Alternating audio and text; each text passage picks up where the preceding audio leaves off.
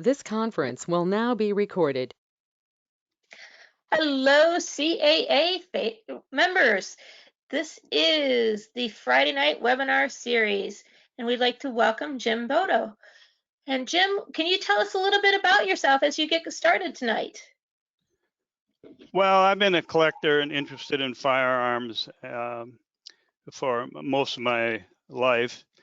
And the presentation I'm about to do, I did in 2009 at San Ynez, and there was a museum there where where I initially did this presentation. At the time, I had a number of firearms that I will be talking about tonight present. The museum had firearms there. I've sent some guns out, and Bill Neal brought a couple of guns. So we had the difference between now and then is I could pick up the guns and explain to the audience exactly what I was referring to, and they would have a visual of it. Since tonight we're all online, I'll do my best just with the slides that I have. So I'll get started. Thank everyone for coming on board. As you know, I'm a collector of antique firearms, and I find the history of firearms and the history of transportation in the West go really hand in hand. One of the things they have in common is that the inventors and manufacturers both had the goals of faster and farther. Firearms needed to be quicker to load, quicker to fire, and accurate at a farther distance. Transportation needed to be quicker from point to point, travel at a faster speed for a longer distance, and also be more comfortable. Cheaper and safer for freight and customers. The two really developed at the same time, one protecting the other.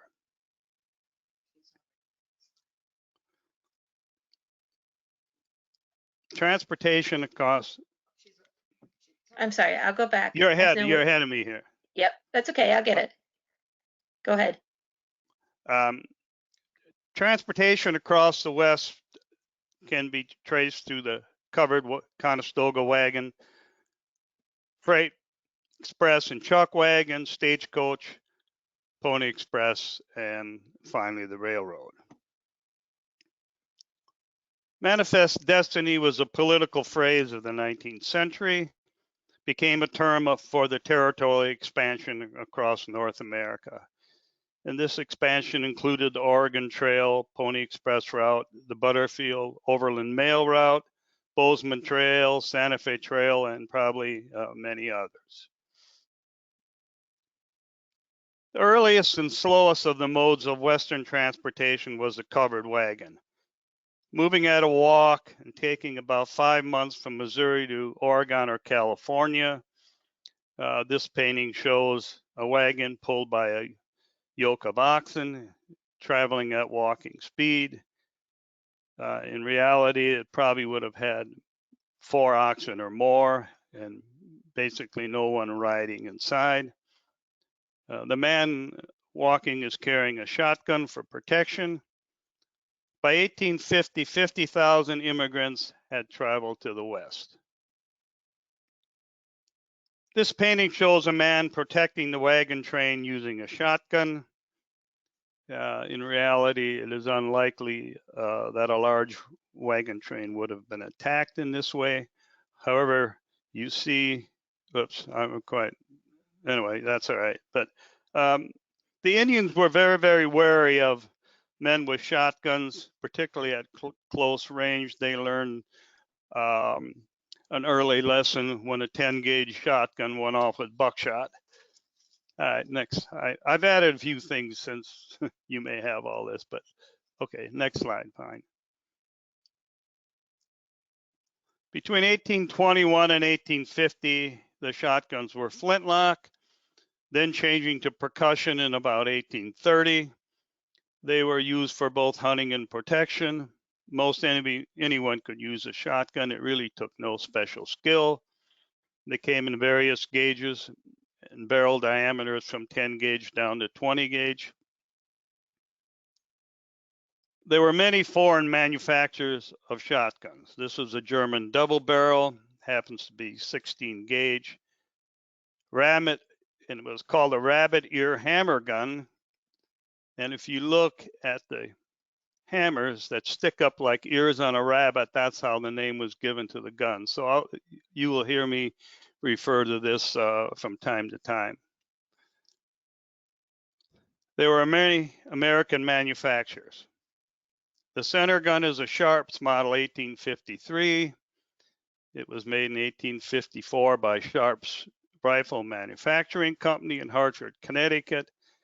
It's a 26 caliber. It will be a single shot. No, there we go. The earliest manufacturer was Remington Arms in New York. This is a single barrel percussion, muzzle loading 20 gauge shotgun. It was made between 1866 and the 1870s. Flintlock rifles were also used for hunting and protection, and there were many foreign manufacturers in the 1700s of these muzzle loaders. There were numerous Eastern American manufacturers of flintlock rifles. These are, the first one is a full stock 52 caliber 39-inch barrel, then a Kentucky 40 caliber had a 43-inch barrel, and a French Canadian with a 62 caliber and a 30.5-inch barrel. Many of these guns had long barrels. The Hawk and Flintlock rifle made in St. Louis after 1825 was very, very popular with these famous mountain men and frontiersmen, scouts. It weighed 13 pounds, had a heavy octagon barrel, was 50 caliber or larger, and had a double set trigger.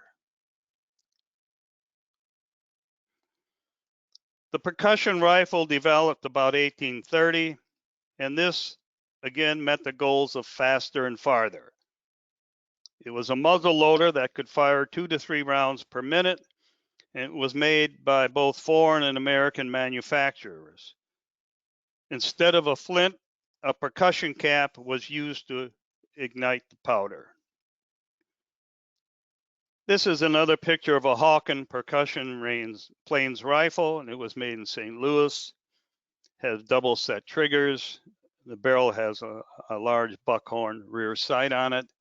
These guns are very, very valuable, as very few are in existence. In this picture, the top rifle made in Hartford, Connecticut is a Sharps model 1853. Percussion sporting rifle, has double set triggers. It's 52 caliber with a 26-inch barrel.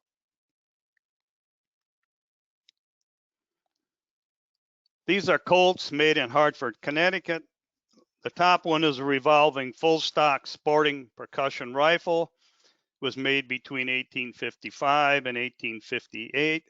And the bottom is a 20 gauge shotgun. These were built on similar to a Colt pistol with a revolving cylinder. These guns did not last very long on the market. They were flawed with numerous issues. This is a Springfield model 1863 musket with a bayonet percussion rifle. It was made by the Springfield Armory in Springfield, Massachusetts. It was a big caliber, 58 caliber, with a 40-inch barrel.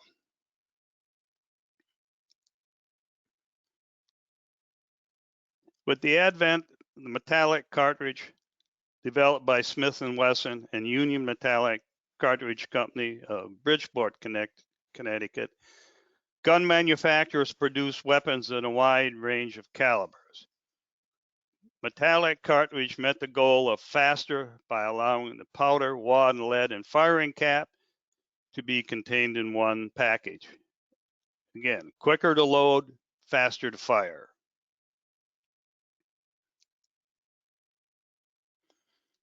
The second important form of Western transportation was the freight, express, and chuck wagons. These moved merchandise and supplies across the West. Again, the cargo needed protection. This picture of Calamity Jane, she was a bullwhacker, which means driver of an ox wagon or heavy freight wagon, or a teamster. This is done in 1875.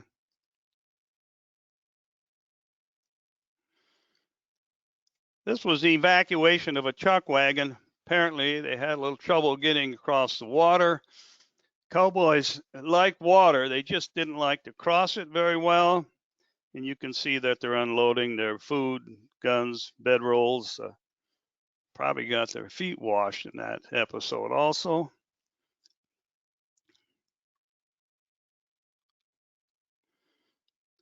Heavily armed express wagon.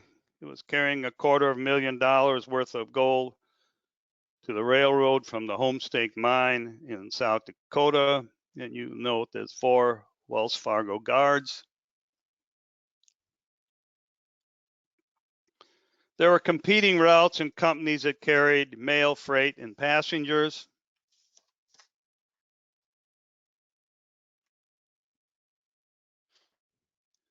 The third important mode of transportation was the stagecoach. By the 1860s, the stagecoach reigned as the most popular means of carrying people, mail, and valuables across the West. It met the goals of faster and farther. Running from 1857 to 1865, the Butterfield stage line won the $600,000 per year U.S. mail contract to deliver mail to San Francisco. Employing over 800 people, it used 250 Concorde stagecoaches, seating 12 very crowded passengers in 3 rows. It used 1,800 head of horses and mules, 139 relay stations to ensure that the stages ran day and night.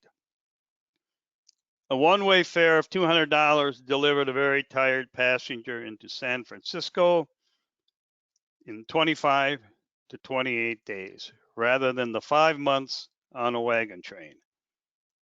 A New York Herald reporter said after traveling the route, "I now know what hell is like. I just had 24 days of it."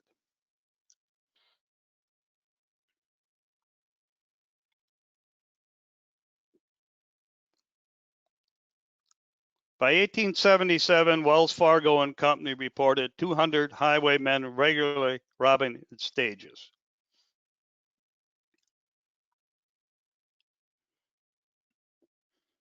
This famous photo, as many of you have probably seen, in 1868 shows 30 new stagecoaches being shipped on flat cars from the Abbott and Downing factory in Concord, New Hampshire, to a railhead on the Missouri River. The record-breaking shipment had been ordered by Wells Fargo and Company, and by then had absorbed or crushed every major competitor west of the Missouri River. This is the stage leaving Deadwood, Dakota Territory, and that was in the 1870. The end of the line, the Montrose Ouray stage line, and that was in Ouray, Colorado.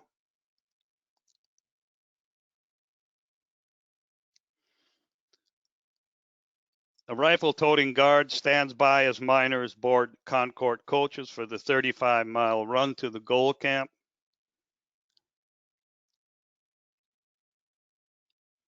In 1868, the brass and paper shell was introduced by numerous foreign and American manufacturers, and again, it met the goals of faster and farther.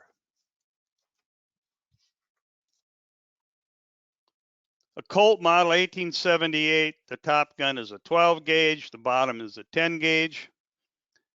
These were very popular with bird shooters. There's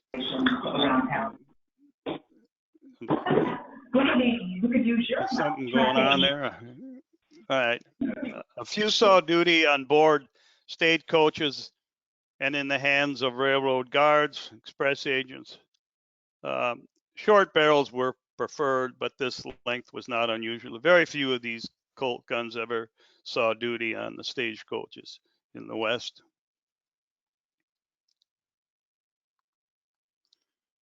These are 1881 Springfield shotguns. The Army sent this shotgun along with the soldiers so they could forage to supply themselves with meat. This is the first of the military marked shotguns.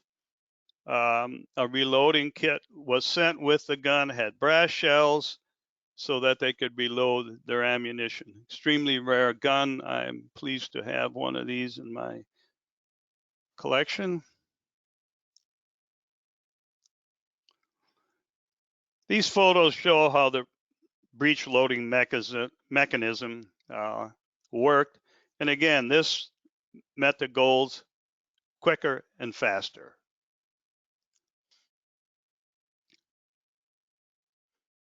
This is a Spencer shotgun. It was patented in 1882 by the Spencer Gun Company in Windsor, Connecticut. It is a 12 gauge with a 32-inch barrel. It was a pump shotgun. Only 1,300 of these were produced. They're a very rare gun. They only lasted on the market approximately 2 years and then were bought out by Winchester. And I'm pleased also to have that particular model. Here's a Remington double barrel, rabbit-eared, sawed-off coach gun. In 1858, when Wells Fargo and Company began regular stagecoach service from Missouri to San Francisco, shotguns were issued to the drivers for defense along the 2,800-mile route.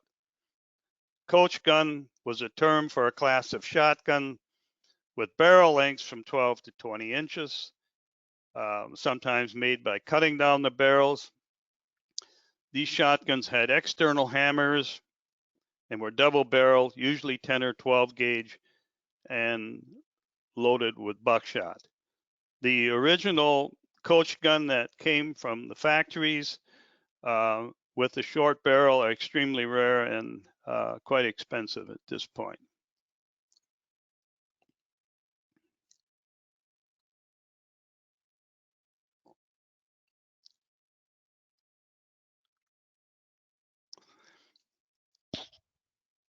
There's a little more to that last slide, but this in the late 19th and early 20th centuries, a shotgun messenger was a private express messenger and guard on a stagecoach or train carrying a private shipment.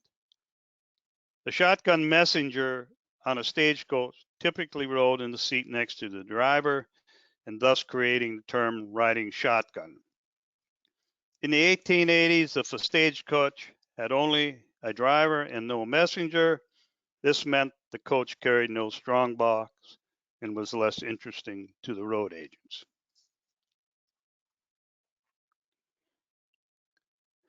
Stagecoach Mary in Montana in 1884. She stood 6 feet tall, weighed 200 pounds, smoked cigars, drank whiskey, never ducked a fight, and carried a .38 and a shotgun. She rode shotgun and worked as a driver on a stage line near Cascade, carrying the mail for 8 years. She's carrying a huge double barrel shotgun, believe me. The breech loading single shot rifle. Sharps rifles were made from 1848 to 1880. The early percussion rifles were converted to accept metallic cartridges. The goals: quicker, faster, farther. The bottom two models are Sharps model 1863. Until the repeating rifle, the Sharps was one of the most widely used guns in America. It soon replaced the muzzle loading type of plains gun, and during the 1850s and 60s, it accompanied every wagon train from the Mississippi River to the Rio Grande, the Sacramento, or the Columbia. It was accurate almost to a mile, creating the saying, fire today and hits tomorrow.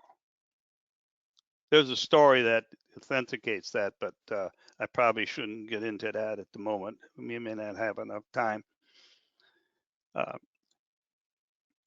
Herm Berdan was a sharpshooter in the Union Army during the Civil War. He was actually a colonel who started a squad of sharpshooters They were armed with Sharps rifles, therefore the name. They were special green uniforms to designate them as that. And the Confederate Army also had snipers, and they were using a gun called a Whitworth. They were guns from Great Britain, I believe, and they were accurate from 1,500 to 2,500 yards.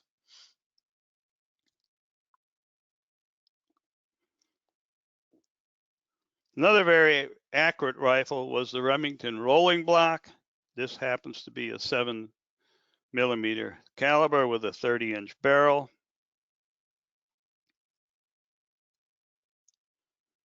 This is an advertising photo of Buffalo Bill in the late 1860s, and is with his Remington rolling block and 1860 Army pistols.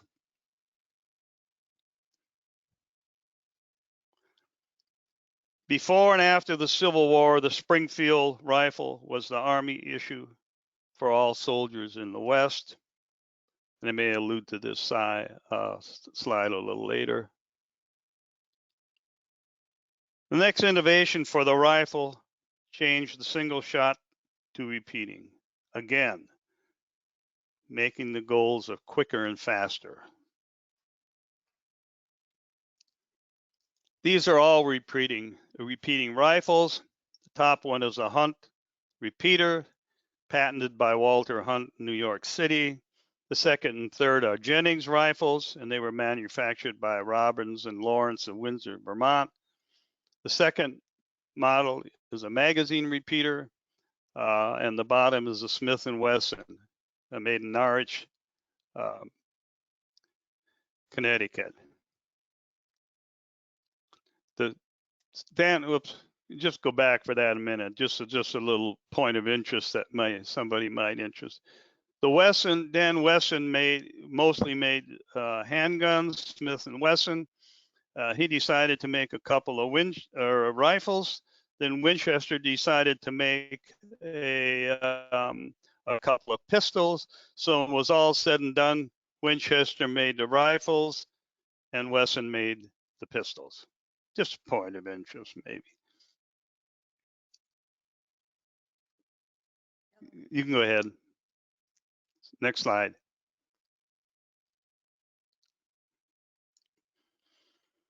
About the time that these repeating rifles were introduced, a stagecoach driver named Hank Monk was making a name for himself. One famous tale says that Hank, seeing a bandit on the road ahead, poured the last of his whiskey over his head and slumped down. When the highwaymen tried to rob the passenger, he grabbed a linked iron pipe, laid the robber out cold, yelled at his passenger, "You and the bullion safe, but the bastard cost me my last drink."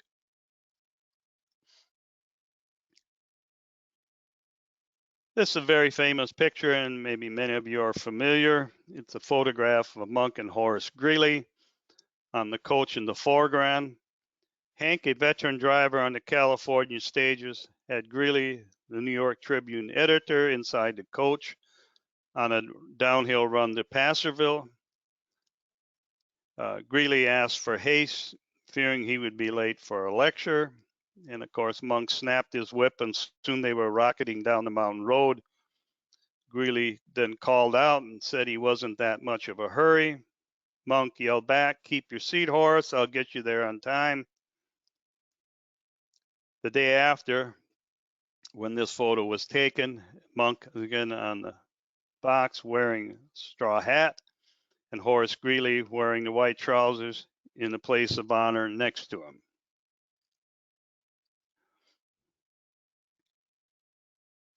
The New Havens Arms Company in Connecticut was formed in 1858 with its principal investor, Oliver Winchester, and the company foreman, B. Tyler Henry. The Henry rifle, made in 1860, was a repeating lever action, 15 shells in the magazine, and emptied in less than 11 seconds. Only 14,000 were made, and it met the goals of quicker and faster. This photo shows Henry's from the top, serial number 1 and way to end the production, which was serial number 14,262. Just another little comment about the repeater. Remember when I said we might go back to the Springfield when Custer decided to take a little trip down to the Little Bighorn and found he had 3,000 Indians to deal with. It is knowledge that the Indians had 500 repeating rifles into the 3,000, and Custer had the Springfield single shot rifles. We sort of all know how that worked out. This photograph shows the volunteer infantry and their Henry rifles. Many of the states, I'm going to get in a few more comments about that one, but that's all right. You can leave that. These volunteer infantries, and particularly states, armed their own infantry. You can see here that they all had Henry rifles. The U.S. government did not provide Henry repeating rifles for their troops. So when these states' infantry went to the Civil War, they had their own guns. The Confederate soldiers called, quote, "damn Yankee rifle you can load on Sunday and shoot all week." Next slide. This shows a presentation Henry rifle given by Wells Fargo to a town marshal for killing 3 outlaws who were robbing a coach. The town marshal had used his own Henry on these outlaws. It's a very, very engraved gun. That'd be very, very valuable on today's market. This is a photo of Oliver Fisher Winchester. He was the founder of Winchester Repeating Arms Company, New Haven, Connecticut in 1866.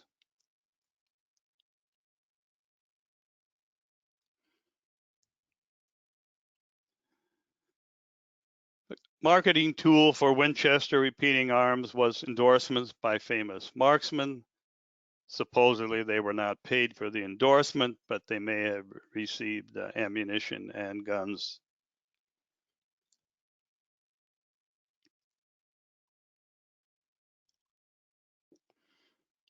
One of these personalities was Buffalo Bill, who you all know was a Pony Express rider, scout, Indian fighter, buffalo hunter, and always ran a Wild West show for 30 years.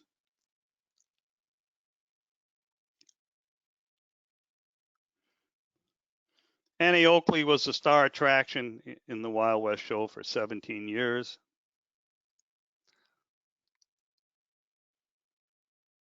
Teddy Roosevelt must have been celebrating the end of his presidency with a hunting trip.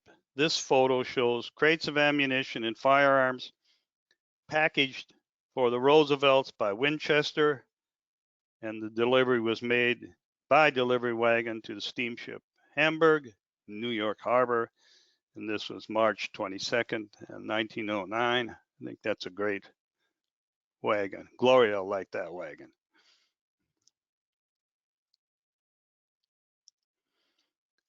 These Winchesters are in 1886, 1873, 1866. These guns were all designed by John Browning of Ogden, Utah. And the Henry. The 66 was mass produced and nicknamed the Yellow Boy for the color of its brass receiver. I happen to have 2 of these. They're very, very nice Winchesters. This is a presentation Winchester 66, and it was owned by Ben Holliday, Stagecoach King. Very well engraved, beautiful gun. The Holiday Stagecoach, Denver, Colorado, is photographed in front of the Express Company. This is Holiday's private Concord coach with 6 matched dapple gray horses, famous for their speed and their stylish appearance, and his coach was very ornate.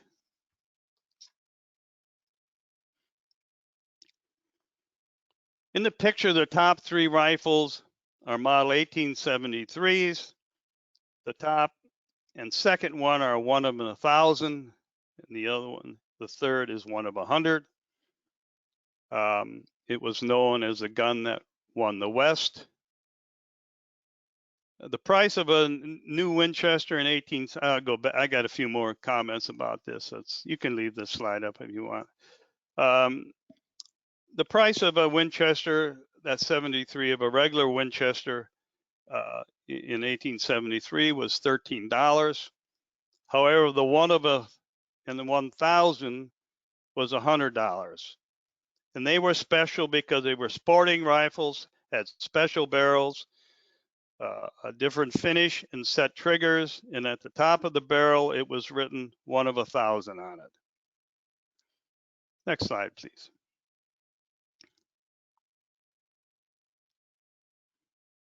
This is a tin type made in New Mexico about 1879 of the outlaw Billy the Kid. You can see he's holding a 73 Winchester carbine, a Colt single action on his hip. I think it's the only known photograph of the outlaw. This is a famous photo of Buffalo Bill with his Winchester 73, and this was taken in Paris in 1889. It was mostly an advertising photo.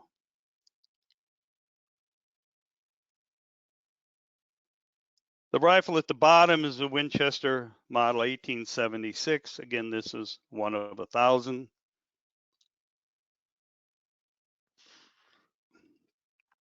Here's a photo of the Marquis de Morris carrying his Winchester model 76 with an ivory or pearl handled Colt 6-shooter in his belt.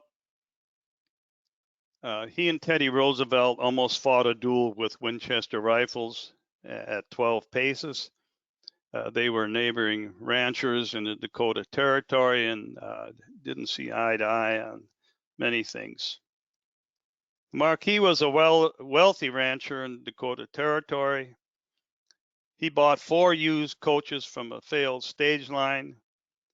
In 1884, the coaches were named Dakota, Deadwood, Medora, and Kitty.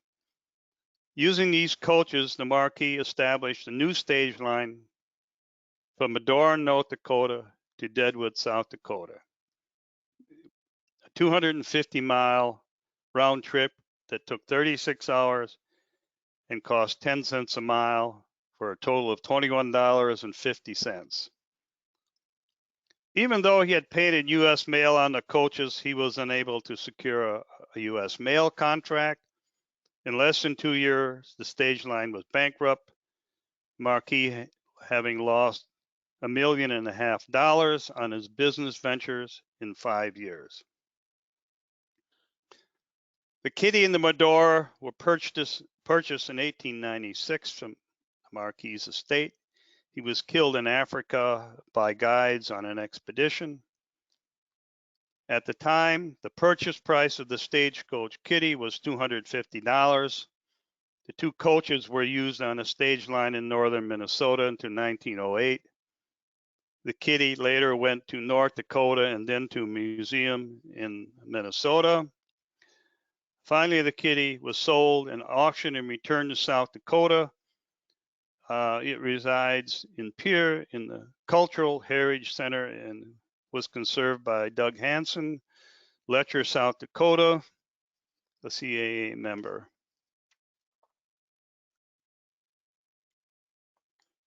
The rifle at the top is the Winchester model 1886, and this has a half magazine.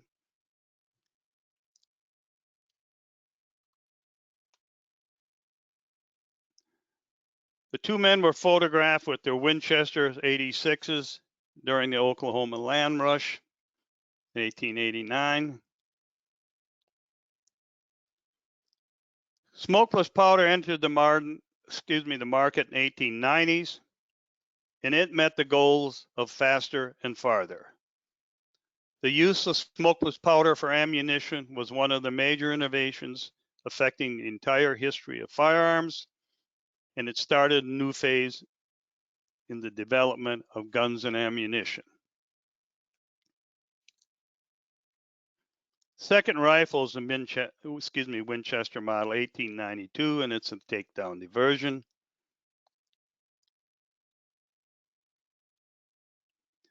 Here's an advertising photo of Annie Oakley in her Winchester 92.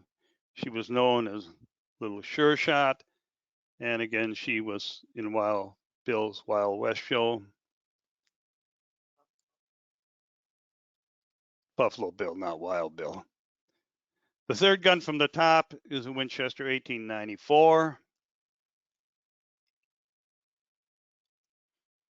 This photo shows Teddy Roosevelt on a bear hunt with his Winchester 94.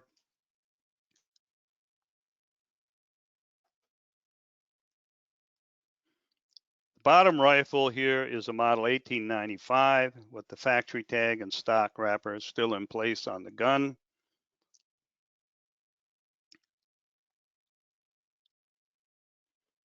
This is again is a picture of Teddy Roosevelt when his Winchester 95, very important picture as he was using a 405 caliber. This is the most sought after caliber in the model 95. I happen to have one. It's a big bullet. The percussion pistol before 1871 had a rotating cylinder and was loaded with powder and a lead ball, then compressed in a percussion cap added to each chamber. They were quick to fire, but very slow to reload. Many of these cap and ball pistols were later converted to accept metal shells. Here's a photo of Samuel Colt, about 1854, along with the famous quotation that was written by Mark Twain, or said by Mark Twain. Here's a Colt model 1849 case revolver, has 31 caliber, 4-inch barrel, and you see that it has a powder flask and bullet mode. This very typically how a pistol of this nature was sent from the Colt factory.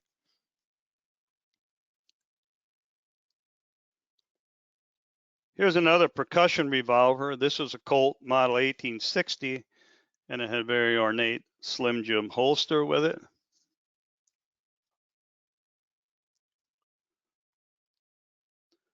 The top pistol is a Remington Army revolver, 44 caliber, 8-inch barrel, and the bottom is a Remington Beale revolver and powder flask, and 36 caliber, 7.5-inch barrel, brass and bullet mold.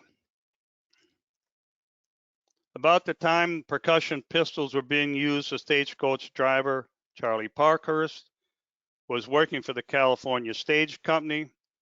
In 1854, after a robbery by a highwayman known as Sugarfoot, Charlie took to wearing six-shooters. A year later, Sugarfoot and his gang held up Charlie's stage again. This time, Charlie began shooting at them as they drew up to the coach, whipped up the horses, flew down the trail. When a posse returned to the site, Sugarfoot was found dead and two of his gang wounded. Sugarfoot's last name was Neal. Charlie handled the reins as well as anyone, fending off a goodly number of bandits and accidents, even at old age, plagued by rheumatism and the loss of an eye from a horse kick, continued to drive. Finally, Charlie retired to a small farm near Watsonville, California, and died of cancer in 1879. It was only when friends came to prepare the driver's body for burial that they discovered that Charlie Parkhurst was in fact a woman, Charlotte. Another form of transportation in the West was the ridden horse, and one of the most famous but short-lived uses was the Pony Express.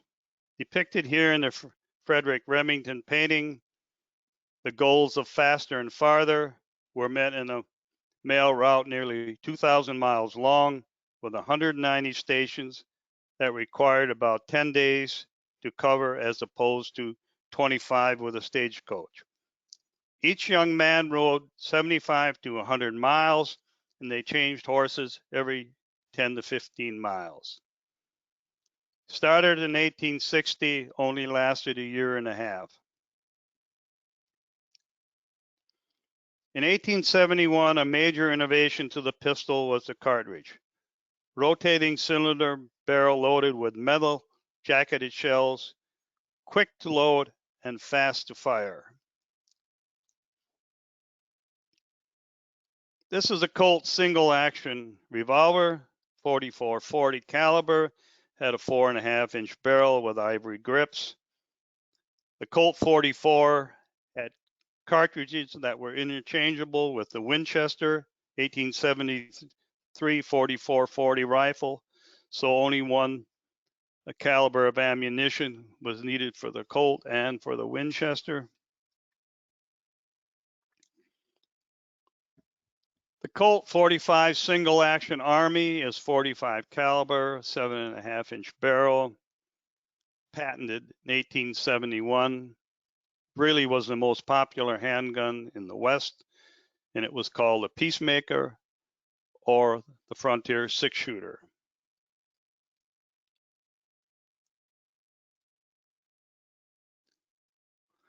Have you heard the term well heeled or sometimes just heeled? To be heeled in the Old West meant to be armed, usually with a pistol. This 1880 photo of a well-heeled cowboy with a Colt single action, cross-draw holster, and a Winchester Model 73 carbine. There were other manufacturers of pistols as well. This is a Smith & Wesson Model 2, Tiffany engraved with scenes of an 1860 hunt guarded by Custer. Tiffany and Company in New York spent a lot of time engraving some of these pistols. Very, very valuable on the market today.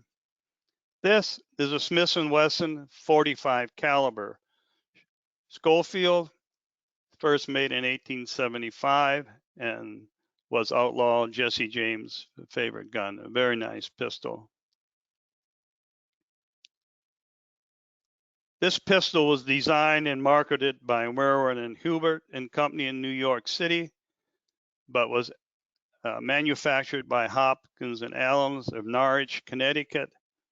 It was a very, very high quality pistol, but marketed by Hopkins and Allens, who were known for their cheap guns. So it never really caught on.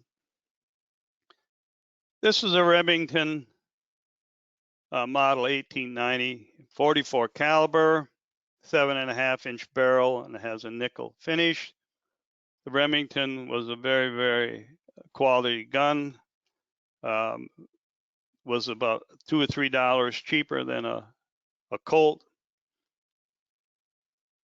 These are Remington Derringers, 41 caliber and 3-inch barrels.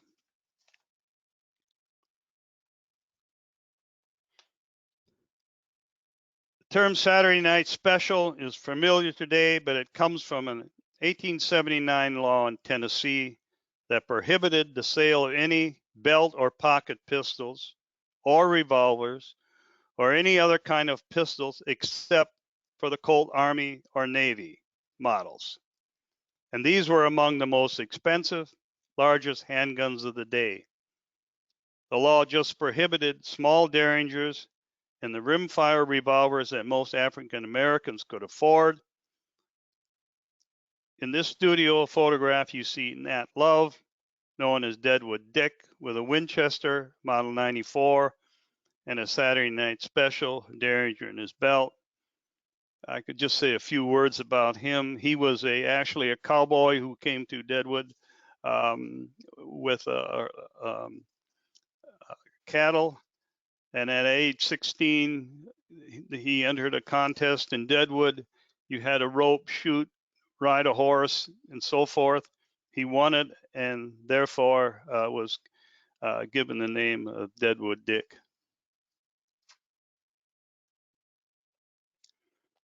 Along with carrying firearms to protect the transportation of the West was a backup weapon. This was the Bowie knife.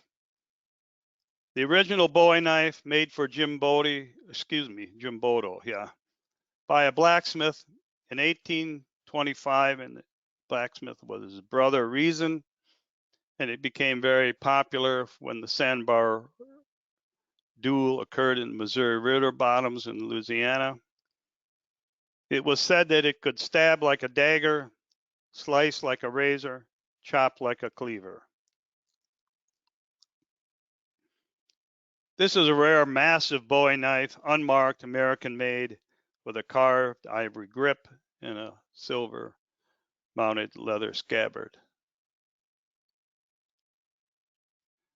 Another rare California Bowie knife made by H. McConnell in San Francisco, and also has a leather scabbard with a silver tip. The California Bowie knives tended to be smaller, but very, very ornate, and are very, very valuable on the collector market today. In this painting by Frederick Remington, showing a Pony Express station, notice that the two men on the right are carrying Bowie knives on their belts.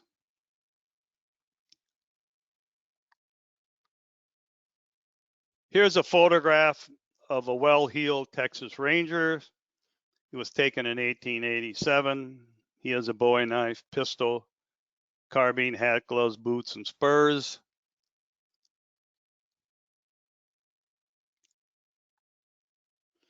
Ultimate transportation competitor in the West arrived in 1869 when the first transcontinental railroad was completed. It cut travel time down to about 7 days at a low fare of about $60.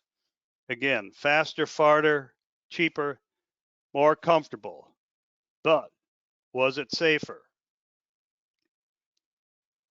This is Wilcox, Wyoming, Union Express card. Butch and his boys blew the hell out of it, made off with $36,000 in cash, which would have been worth about $1 million today. It seems like they used a little too much dynamite there. Here's the posse in pursuit of the Wild Bunch in their Winchester Model 95s. The Union Pacific employed posses to hunt down train bandits, and such as the Wild Bunch in the Hole in Wall game. Not sure how effective that was.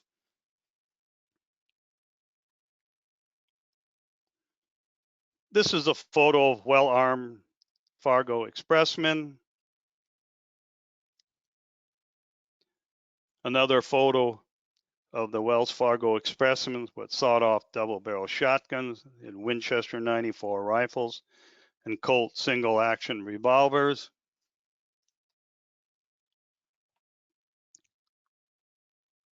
The Western Cartridge Company, East Alton, Illinois, was founded in 1898 by Franklin Olin. His son, John Olin, improved black powder quality and created the Super X ammunition. In 1931, the Olin Corporation purchased the Winchester repeating arms. John Olin is on the right when this photo was taken. Another note about that. When Winchester was in receivership, and when John Olin bought the company, he showed up at the bank in a long black top coat, took it off, had pockets sewn in wherever they could. He took $1 million off, set it on the table. He told them, "You have 30 minutes to decide, take it or leave it." Well, they took it. Next slide, please. John Olin's grandson, Steve McFarland, is driving a Brewster and Company New York Park drag at the Berkshire Coaching Weekend in 2004. This coach was built in about 1900. Coming full circle. 150 years later. That's a great presentation, Jim. I really appreciate it. So much great information in there. We do have several questions that have come in, and we'll start at the top here. What is a double set trigger? How does that work? Well, those I thought this question might come up, and I thought about putting it in. It was a way to the set trigger meant it was usually used in sporting rifles or rifles that were shooting long distances. It was a way to adjust the trigger pull. Normally, when you pull the trigger, you pull the hammer, pull the trigger, you expect that there's going to be um, an issue, or you're going to expect the shell to explode. Sometimes there's a flinch involved. They set these, when you pull the hammer back, set the trigger. So then when you put your finger in the trigger guard and you were sighting your down the barrel, you didn't know exactly when that gun was going to go off. You barely touched that trigger and it would fire. It was just meant for long distance shooting. It was very common in those days. A lot of the sharps had them too. Buffalo hunters used them, and mainly target shooters. So today we hear a lot about rifling and things like that. When did that come into being, and what exactly is rifling? Rifling is it's just what it says. If you look down the barrel, for instance, of a shotgun, it's smooth. A shotgun is called a smooth bore, and many of the early flintlocks were smooth bore.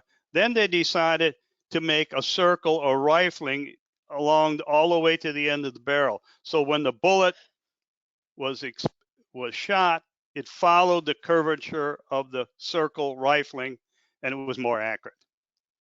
Fantastic. All right. So we have one. If a person was to find one, what is the value of a Winchester rifle today? I think that depends on the model, does it? It really would depend on the model. A Henry today from 27,000 to 200,000, depending. An engraved one like you saw, we're going to run like that. The one of 1,000, one of 100, you can expect 250,000 would buy that gun. If anybody has a couple, I'd hang on to them. The 66 Winchester, I happen to have a couple of those.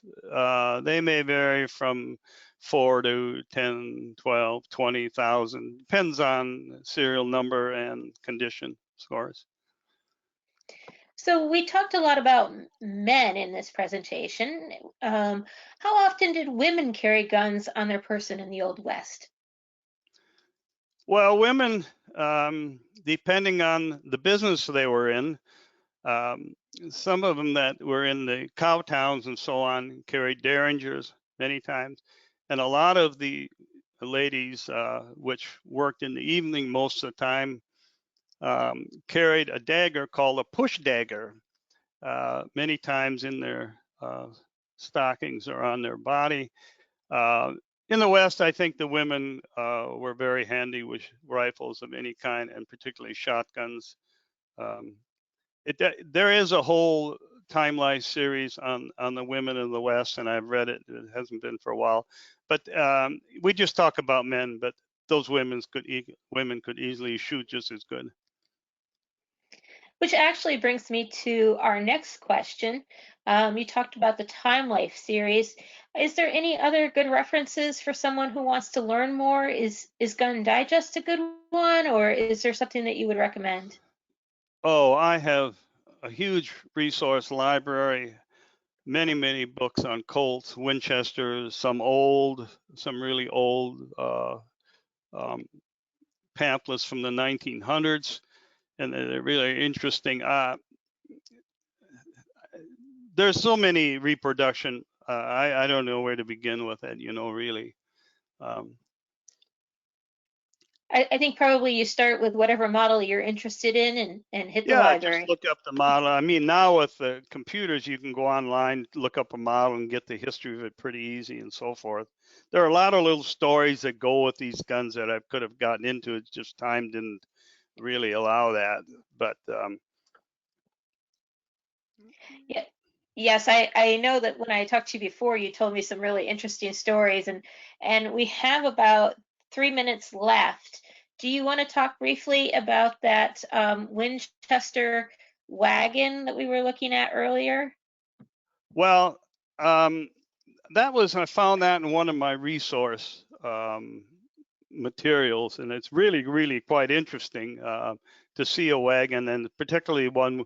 A lot of the Winchester stuff is valuable. They made all kinds of hardware, knives, hatchets, drill bits, so forth, and that was really the demise of Winchester when they did that.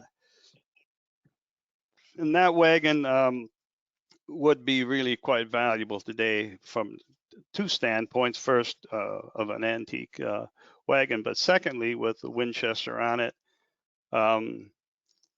Winchester Arms went bankrupt probably for one reason. In 1909, John Browning went to Winchester and he developed a semi-automatic shotgun. It was called the Auto 5. He wanted to sell the patent and work out a deal with Winchester, and he wanted royalties on the gun.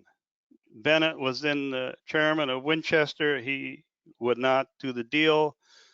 Browning got on a ship, went to Belgium, made a deal with the Fabergé National, and had Winchester made that deal, they would probably never have gone under, because that's one of the most popular shotguns, was for many years.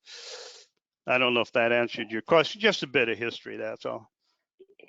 It does. It's such an interesting intersection with the carriages and wagons and such. We don't really talk about that very often, but it's certainly quite interesting.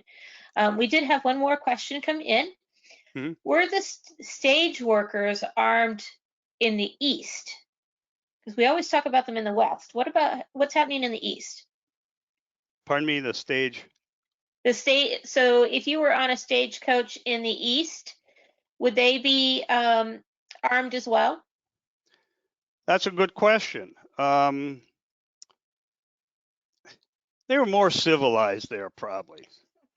You know, when you got out west, they were uncivilized people. So, you know, but I don't know the answer to that question. I would assume some of them were. I know some of the big coaches carried pistols. Excuse me. I guess I don't really have an answer. I would assume they did in some places, particularly rural areas. Not sure about that. So something great for us to research on our own. We have a lot of compliments coming in, so I want to say thank you again for this presentation, and everybody looks like they greatly enjoyed it. So thank you so much, Jim. Appreciate it. All right. Thank you for listening. Okay. All right. And we hope that you join us next Friday night for our last webinar in the series, and that will be on the Claire Reed Pony Coach collection. And then we'll take a couple of weeks break and come back at the end of June. Have a great Friday night.